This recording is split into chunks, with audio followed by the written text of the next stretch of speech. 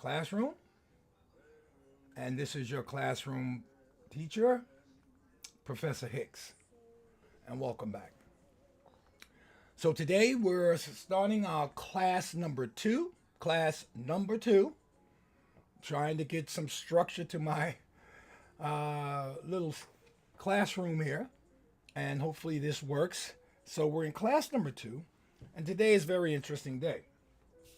First and foremost, I know I said Hotep, but I'd like to welcome all of you, and I want to thank you as my channel is seemingly growing at a wonderful pace. I really appreciate it. My love is extended, and my vibes are with you. For all people, but specifically for my African people, and I like to reach out to those the Latin community for them to join in because a lot of discussion that's going to be going on this week or this month will be concerning people of Latin descent or Hispanic descent, and I hate to use that because it's not Hispanic descent actually. As you can see, I have my wonderful, my most proud shirt, the Olmecs, and it's apropos for today. So before we move on, I'd like to say please continue to subscribe and like to my channel. As promised, I will try to keep my sessions a little shorter than my first class. So without further ado, let's get with it. The topic, of course, is always the first Africans were Americans. The first Africans were Americans. And before we deep dive, I had a commentary, and I think once a week I'm going to respond to a comment. I'm not going to continue to do this, but I think in the beginning I should like to, so people will know that I am concerned about what you think, and I care about how you feel in regards to this matter. But I will also say that if we're going to comment, and I'm not sure because it's a wild world out there, and I don't know if people are just commenting because they have nothing to do. But if you're going to comment, I would like for you to at least be astute in your remarks. And please, some of the things that I see are commenting on are things that I've already discussed. So I had one commentator or commenter, I'm not sure the correct language for that, because there's something I talk about often, and it's called the language of English. And I always used to tell my students, college and high school, that one thing about the English language is not a lot of truth to it. And I actually always suggest that English is a language of lies. Yes, a language of lies. Why? Because one word can have very serious, maybe 4 or 5 different meanings. Very difficult for people to concept because it's such an abstract language. So I call it a language of lies because as you watch our current king and his associates use the language very effectively. How can you make someone know a lie? By continually to repeat it.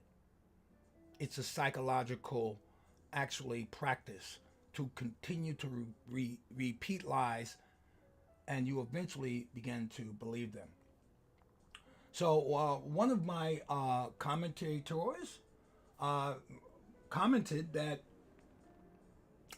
and I'll read some of his words, everyone was from Africa if we go back far enough. But you need archaeological proof that the first group in the Americas were black or black Africans. The problem with, he comments, Dr. David Imhotep's book is that instead of presenting conclusive evidence, he says, the book combines select facts with speculation to argue an alternative timeline. So, first of all, I find the comment truly narrow-minded and not seemingly have read the substance of the book or if read it at all, or at least to be kind to this gentleman, that he hasn't read the book in its entirety. The other thing I like to say is that this book has been peer reviewed by some of the greatest scholars on earth. And I'm not saying and trying to imply that this gentleman is not scholarly himself. I also like to say that everything we do as scholars is based on evidence. And that evidence, like any detective, we hope will lead us to some conclusion. But more importantly, a truthful conclusion. Just like a detective tracks down suspects using evidence, the detective knows that in his heart, truly, you cannot determine whether someone is guilty or not unless you really were there. The same here with the book. It's very difficult to determine exactly what happened because none of us lived in that time. And that's why it's important to read, to gather as much evidence, put that evidence together, and through the scientific method, not pseudoscience, scientific, meaning you gather hypotheses with the question, and then you go and you do logical analysis, which means experimentation, to come to hopefully a truthful conclusion. But truth is a very slippery thing, my man. Truth is very slippery. And that's why, as most detectives, even if they have caught their victim, they have to go to court to allow an objective group of people to determine if his subjective evidence was truly conclusive and correct. Does a detective, like a scholar, walk away saying, yes, I know he did it? No. But he gathers proof and enough evidence and proofs to determine that, logically speaking, as the Creator has put us on this earth to use this wonderful brain of ours, that this person is guilty or innocent. Never, ever, ever can say he's perfect, as a scholar can. And that's why, if you've read this book, young man, nowhere in this book does Dr. David Imhotep claim to know the truth. Now, as a scholar, as I am as he, I have to defend him in that peer-reviewed articles. What does that mean? That means if I am telling a lie or using pseudoscience or incorrect, there are others objectively, possibly subjectively, who are going to critique my analysis and tell me whether it's true, false, or incorrect or correct, or at least is it really good evidence. Unless you have done that, sir, then I have to take what you wrote as inconclusive and not enough proof. Not that you're wrong, not that I'm right, but we can only use what God has given us to come to a logical conclusion. Like most people in this country, or at least half the country, believe logically, gathering evidence from what our king has done, we can say that this king who's running this country now is doing something that seems incorrect. So with that said, I'm going to move on. But I promise to do that at least once, because I cannot respond to all of these comments. And when they begin to venture out of the world of science and evidence, I have to leave you alone. And you have to go on with whatever that you think is right. Because I am a scientist. And I only believe in science. Like my African ancestors who built the pyramids, who populated the world, who brought culture and intelligence, logic, thinking to this world. That's all I have the ability to do. And with that said, Ashe. Now let's get on to it. All right, so I'm going to give you a little slideshow because you should have done your homework. And our homework was to show, for us to look at some images of I hope I can pull it up because you know I'm not very good at this. Look at some images of what our folks have done around the world. Now, remember, I continue to remind you that Europeans, as far as mutations are concerned, as far as skin is concerned, were not on the planet Earth. Skin, as concerned, were not on the planet Earth before 3000 BC, which is really a short time ago. So, whatever else you see, and when you see such monuments and things that I direct you to do, those belong to you. Whether it's in China, Japan, or even on the planet Mars, because guess what? There are pyramids on the planet Mars. Now, I warned you through my lesson with psychological dissonance that it's very difficult to accept this stuff. But I'm going to give it to you. And you can let your mind take it where we're. So let's go to the images first, and then we'll get to the lesson. Then I'm going to cover my face because this is more important than me looking at myself. All right, so let's go. Now, these are pyramids, and I believe this one might be in Mexico, but I decided that it doesn't make a difference. These are all over the world. This is underwater. Now, if you've done your homework correctly and you listen to some of the narratives here, they are suggesting that these things were made by underwater conditions like waves and sand. Now, if you believe that, I'm not going to challenge you. But you have to let your eyes believe what it sees. It's like our king and what he does. If you listen to him enough, you're going to start believing what he's saying. Don't do that. Let your eyes and your heart know. Here's another image for you. This is in Bimini. We're going to talk about this place. This is a road constructed under the Bahamas. This road was constructed by your people thousands of years ago. Or matter of fact, thousands of years ago. It is sunken, as you can see. But it is a road that was constructed. And there's more of this, and we're going to get to it. I'm actually have a person coming in to construct this video so that you can see it logically and understand that what your people have done. Let me see if I can just stretch this a bit. Okay, there you go. I'm pretty good at this. Maybe I can hire myself out soon. All right. Here's another structure. Now, this might be in China, I believe. It might be. If you see a pyramid, it's yours.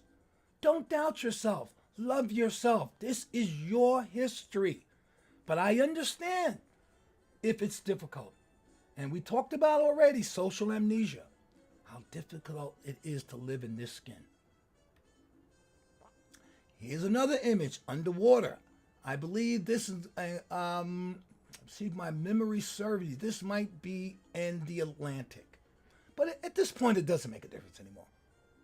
Because these are all around the world. Now, this one here, I believe this is in Japan. And again, I could be wrong. I don't mind being wrong. It's not about being wrong or right. It's about saying that these are all underwater. In about a week or so, you're going to find out why. We're going to talk about why. Now, this is really impressive. The next few slides are all found in Mexico. These are the Africans that landed in Mexico along with Abubakar II. And these are the images that they created, like themselves. Now, if you can't see that's an African man, I just don't know what you might have eaten or maybe what you might have smoked before you started watching this. Let's move on. This is a picture painted in one of the great temples in Mexico. These are paleo, and paleo means ancient. These are ancient Americans, the first Americans. Look at that.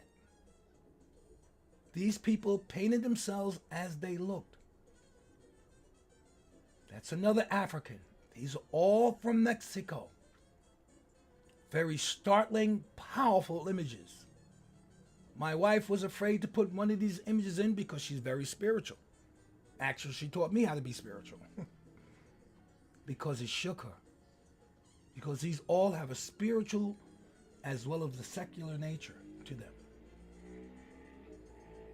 Look at this. This is an Olmec.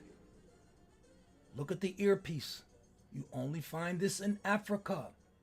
Think of cultural continuity, meaning that culture is diffused.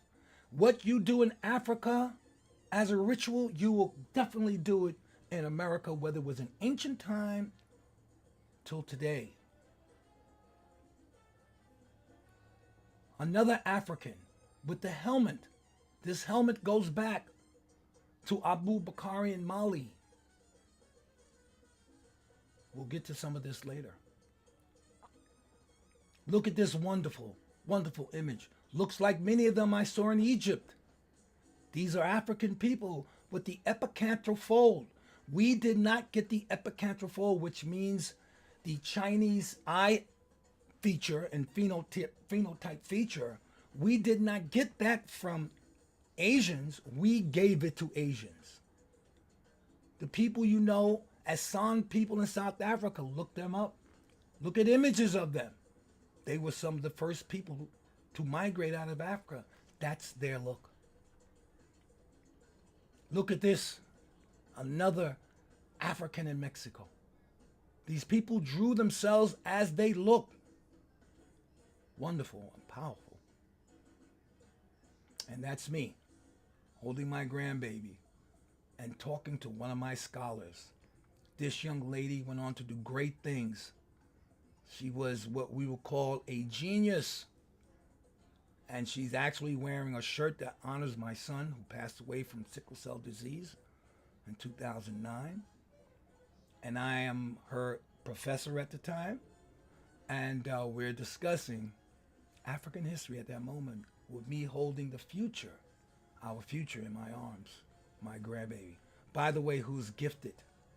She's a gifted young lady. She's in a gifted and talented school. I am proud to announce. And folks, that's it with the slideshow. Let's get to business. So now I'm going to be taking you to some readings that, again, I'm trying to keep my time very limited. I'm doing pretty good so far. And I'll probably get on again tomorrow. But let's get started. Until recently, it was believed that the first humans crossing the Bering Strait 12,000 years ago to enter the North American continent, as stated in many of the scholarships, as stated above, that this view was never accepted.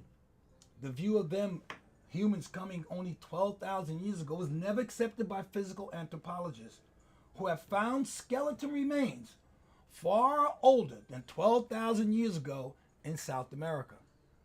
Now, the old information claims that 12,000 years ago, a group of people called the Clovis people came into America, and that they were the first native people who populated. Now, the Clovis people were claimed to be the Mongolians. I'm not going to skip ahead to you, but I just want to give you a little breakdown with that. The Mongolians were a group of people who came from Asia, coming across the Bering Strait and populating America. Yes, they did, but not at this time. But we'll get to that. Today, archaeologists have found sites from Argentina to Chile that range between 20 and 40,000 years old. These sites are Pedro Ferrada, circa 45,000 BC, and Sierra de Capivara, 50,000 years ago. The fact that these earlier dates for habitation of the American continent occur below Canada, because remember, all the scholarship says they came from the north, but these occurred below Canada in South America, suggests that the earliest American settlers came from Africa before the Ice Age melted at the Bering Strait and moved northward from South America as the ice melted. So quickly, these Africans were in America during the Ice Age. And as the Ice Age retreated, retreated, they moved further south. But first, they were in South America. This prehistoric African presence in the New World may explain the affinities between the African languages and the Amarant family of languages. Now, when you hear me say Amarant, I'm referring to the Native Americans as you know them through cowboys and Indian movies.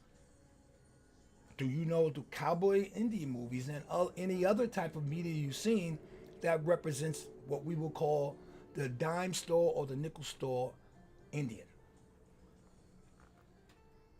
This presence of these Native Americans or these Amarants and these Africans can probably support why this language, the language that many of them use, have African tenets. The American continent was inhabited by Asians and African blacks in very ancient times. Yes, Asian blacks. The oldest skeletal remains found in the Americas are of blacks, says Marquez, who is an anthropologist from Mexico. And he observed that it is good to report that long ago, youthful America was also a Negro continent. Lanning, another anthropologist, noted that there was a possible movement of Negritos. Negritos are the folks we see in the Philippines and the Andaman Islands. Many of them now have mutated to a lighter skin color. And we're going to talk about lighter skin, how that happened. When we go back, probably next week, we're going to divert from this and start talking about the human origins. So those people who are continuing to say that America is our birthplace and where we came from, I'm going to give you the hard factual evidence, and I'll even give you the site where you can get the same evidence that shows you that the only place that Africans ever came from was Africa. We call that the monogenesis theory of evolution. The other one is called polygenesis, meaning many, mono meaning one. We will get to that next week. That's going to divert away from this stuff, but we're coming back. All right, so let me finish up. So the American continent was inhabited by Asian and African blacks in a very ancient time. The oldest skeletal remains, now this speaks to this gentleman who texts me. The oldest skeletal remains found in the Americas are of blacks. Marquez observed, as we already said, and we said, I got it, I repeat it. As we already said, that it is good to report that long time ago, a youthful America was a black continent. As stated above, these sites are Pedro Furuta, 45,000 BC, and Serra de Capibara, 50,000 years ago. Archaeologists originally dated the former from 48 to 10,000, but they moved that back. Why? Why did they move that time back? Because all of the evidence, points to a human occupation 65,000 years ago in the Americas. What evidence did they have? Charcoal samples. Now, all of you guys do, I know many people do 4th of July and they use their cookers and they use charcoal. And you know what charcoal is used for. Well, the Africans used charcoals for the same reason. Now, all the evidence I'm giving you now are archaeological evidence. Let me just stop a moment and tell you what anthropologists do. Anthropology is a discipline that takes in human behavior as it relates to biologically, linguistically, anthropologically, archaeologically, linguistically. So if you're going to be an anthropologist, you're going to have a whole lot of work to do, because those are all the disciplines that are in the content of anthropology. So anthropologists have 5 different disciplines in their studies. Here's what the evidence shows. The evidence shows that the oldest skulls in America do not add to the theory that the first people in America entered from Asia in the West. No, but from Africa in the East. Several studies of craniofacial morphology show that Paleo-Indians, meaning the first Indians, who were the first settlers in the New World, clearly different from the modern Amerindians. So these Americans who are here now, their cranial facial morphology. All right, what does that mean? Your cranial is your skull. And of course, your facial is your face. Morphology means your bones and the structure of your bones. So this anthropologist is saying that the cranial morphology of the bones that the archaeologists dug up demonstrates clearly and supports almost exclusively that Paleo-Indians, meaning those people like us who came, not the Americans, clearly different, the Americans clearly different from the Paleo-Americans who were here first. Their skulls are different. One is brachiocephalic and one is dactylocephalic. Dactylocephalic simply means a skull that looks like an African. Brachiocephalic means a skull that looks like Asians or Mongolians or Chinese people. The results give support to a model in which morphologically meaning your bone structure, generalized group of non-Northeast Asian descent entered the continent first, meaning Africans, and then dispersed from North to South America through Central America. Here's some more proof. Here's more evidence. I'm not going to say proof.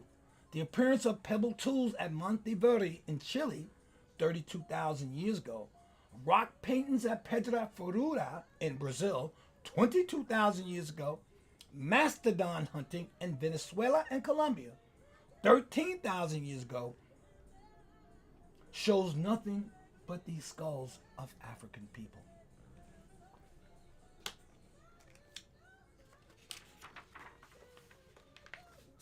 Remember, this is all archaeology. Dr. Imhotep also fills us in that the medieval African navigators who explored the Americas, especially the expedition of Abubakar II, emperor of the ancient Mali Empire, he provides us with a detailed discussion of the watercraft, culture, and intellectual gifts that they gave the various American Indian groups that they encountered in the New World. So these people here, the Olmecs, and the people that came from Africa during this time, 1311 BC, came to this country, came to the Americas, found natives, and brought them the first mother culture. And this culture also included intellectual gifts like writing. Yes, writing. Okay. Now we talked about archaeology, all right? And we're about to sign off in about 5 to 10 minutes. And I'm kind of pushing through this a little faster than I normally do, but it's okay. We'll be back again because, as I mentioned to you, this information must be gone through very methodically. There is also linguistic and genetic and linguistic evidence that proves that blacks and Africans were here first. There is a connection between the Basque in Spain and the Niger-Congo substratum, meaning that the Basque in Spain, in their language, in their genetics, there is hidden information that shows a relationship. Just a relationship.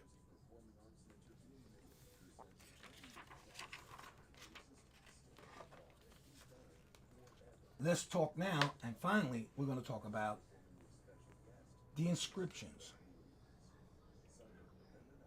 Dr. Clyde Winter, a great linguist and anthropologist, he would be almost, deciphered the Malian script. Here's what he says. I deciphered the Malian script in 1977. This article was published a year before by Dr. Fell. He's the person that published American BC. In this article, inscriptions were presented from the Americas, including Brazil and South American Southwest.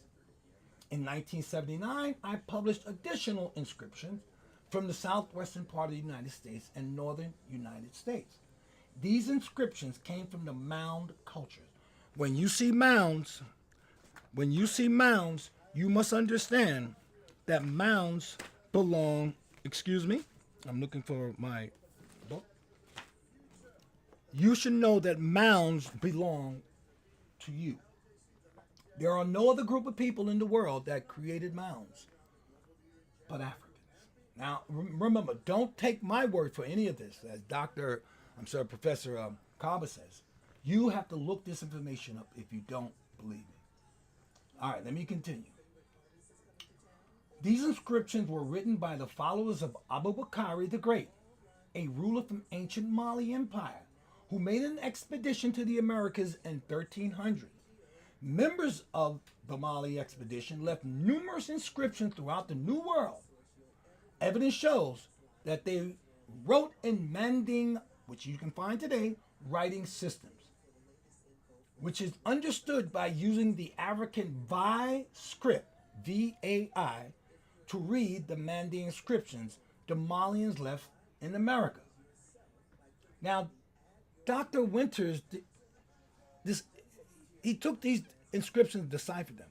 One of the things he noticed that many of the inscriptions were warning other Africans where to go and where not to go.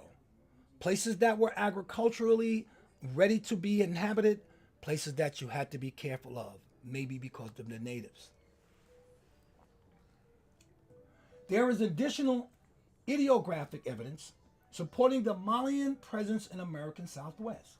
In Venezuela and the Andina culture, we find mound cultures similar to the Mandi mounds cultures of ancient Mali. So in Mali, you will find these. In Africa, you will find everything that they did in there, they brought it with them here. That's why many people say, if the Europeans want to claim Egyptian monuments, where are they? Where are they in Europe? There's no pyramids in Europe.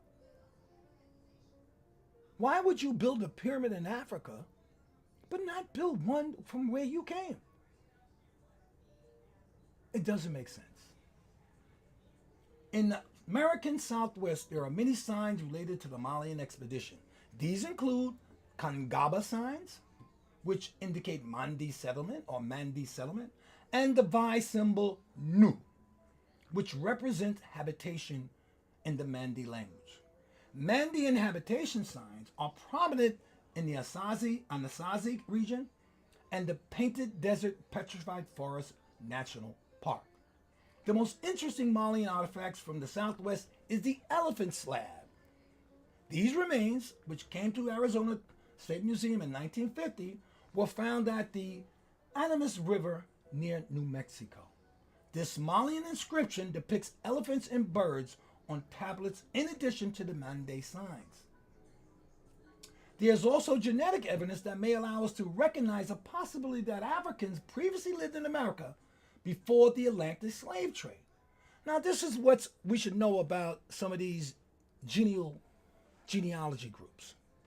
Let me tell you what they're not telling you. These genealogy organizations, including probably, and I'm not putting them down, African ancestry, they use genomes. They use genomes to determine where people are. But genomes, most scientists agree, are not enough. In order to truly identify a people or a person, with genomes you need something else. You need archaeological evidence. In other words, you might say that I'm from Africa, but you need some bones or something else to qualify it, not just genomes. The most interesting, I'm going to read this again. Most interesting facts, we talk about the elephant, it should be clear that the so-called epigraphic evidence of Vikings, I'm going to skip that, right? Let's go right to the genome. Genomic evidence indicates that the Amerinds, remember these people, the Amerinds, genes are descended from African females before they migrated out of Africa 40,000 years ago. What does that mean? That means somehow, I don't know, that these Amerinds somehow had African genes even before the Africans got there. There are several migrations from Africa that went to Europe. One I can mention that was done by Taharqa. You can find his name in the Bible. Taharqa actually came to Spain. How do we know that? Because the symbols of a king, the Shanu, they call them in Egypt. Inside the Shanu, you only find royalty names. They found Shanus in Spain, and they found the same Shanu in Africa. We'll get to that too. Like I said, a lot of this evidence I have to reveal to you. Well, we have been led to believe that the Bantu mitochondrial DNA, what is mitochondrial DNA? It is the DNA that only women carry. It is the DNA that all scientists use in order to trace historic civilizations and populations. Because the Y chromosome that man owns is too widely used. That's why women are the mothers and the progenitors of life on Earth. Some of these, I'm going to give you some, it's going to sound crazy, but some of this evidence comes in the form of genetic evidence as L1, L2, and L3 clusters among many Mexicans, including the Cora, the Mixtec, and the Zapotecs. Underhill found the African Y chromosomes among Mayan Indians. Many of these native Americans were isolated from African slaves. So this idea that African slaves came here and mixed with the Mayans is all false. Many of these genealogy groups use African dispersal genes to start their studies, meaning that Ancestry.com or wherever you go are only using the genes from slavery forward to now. That is what they've collected. They have not looked past slavery, pre-slavery, archaeological or archaic human beings to gather their chromosomes. They have gathered them from basically slave type or and I don't want to call them species, but slave persons. Because the science for them is telling them that you can only collect these from slaves because they are the recent dispersal. The recent dispersal, meaning that we did not do nothing before slavery, but stayed in Africa looking and waiting for the white man to come and discover us. So all genealogy studies are based on slavery. They don't go past slavery. Ask your genesis, whoever you're getting your genealogy from. That's why Dr. Clyde Winters asserts that if you truly want to get a solid grasp on your genealogy, you must not just get your genome, not to say you weren't at these places, that your ancestors weren't there, but you need archaeological evidence to support it as well. All right. And we're coming to the end of this program. Finally, I wanted to bring watercraft because one of the things that current science says that Africans cannot build ships, that we didn't build ships, which is just a profound statement because before the Sahara went dry, that was a lake. Yes, Sahara Desert, go look at it. That was a lake. And that lake had many rivers branching off from it. And as a result, in order for us to get sustenance and to move about, we had to have ships and boats and canoes. I was in Africa. I was in Khufu's solar boat. It is bigger than ocean liners. You can look it up on the internet. I was there. We're talking 4,000 years, and we didn't build boats. You see, there's a follow on my channel. I love his name. I don't know if it's his, so forgive me. It goes unlearn to learn. Because, folks, we have to unlearn what we learned to learn. I love that moniker that person picked up. Because I have been doing this my entire life. Unlearning to learn. The Dafuna canoe found in Nigeria, dating 12,000 years ago, indicates that Africans had the naval technology that would have allowed them to make long-distance sea voyages. In addition, there are Negro skeletons found throughout the Americas dating well before Columbus.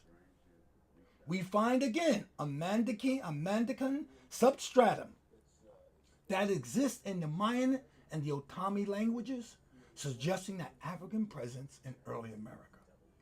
In conclusion, and I know that a lot of this might be a little slipping, but I'm going to come back to it. I'm going to get back to it. It might sound a little, I'm hopefully saying that you're grasping this, but in conclusion, the archaeological, linguistic, and genetic evidence supports Dr. David Imhotep's thesis, not conclusion, sir, not fact, but thesis of a pre-Columbian presence, African presence in America. It shows that Dr. David Imhotep has opened a new path of scholarship relating to the peopling of the New World, and that is long overdue. Finally, we must conclude that multiple sources of evidence, including, listen to me, sir, who made the comment, molecular evidence, linguistic evidence, naval technology of Africans 20,000 years ago, substantiate Dr. Imhotep's thesis that the first anatomically modern humans in America may have come from Africa. And I plan to go over this. And by the way, that was Dr. Clyde de Winters forward. That's how far we have gone this book. We haven't even gotten to the introduction. This I will do again. And I will highlight main points instead of going through the same reading so that you can get it more clearly. We want to understand that anthropologists, mostly who've done this work, their fields cover biology, linguistics, archaeology, all through the scientific method, which simply means you get a hypothesis, you answer it through experimentation, not pseudoscience, where a person comes in, a doctor or philosopher comes in and says, I think this is true, and then you try to decipher it and experiment. No. Scientific experimentation. 1 + 1 = 2. Take away 1, you got 0. Evidence scientifically. We created that in Africa, in Egypt. We created the scientific method. All right. Forgive me if I've gotten a little passionate today, but that's what's important to delivering my message. I'm just reviewing my notes to make sure I got everything in. I showed you guys a map, a Piri Reis map last week that showed that someone in Africa, before the Ice Age, was able to cartography the world and put it in a map of the west coast, or should I say the east coast of Africa and the west coast of Europe, including Antarctica, and give it to us today. That's how powerful you are. We must go back and find ourselves on the map of human geography. We must find ourselves to find out who we were, where we're going, and who we have been. So that as we move forward, we come back and find our place in the sun and continue to civilize the world. And with that I say, Ashe.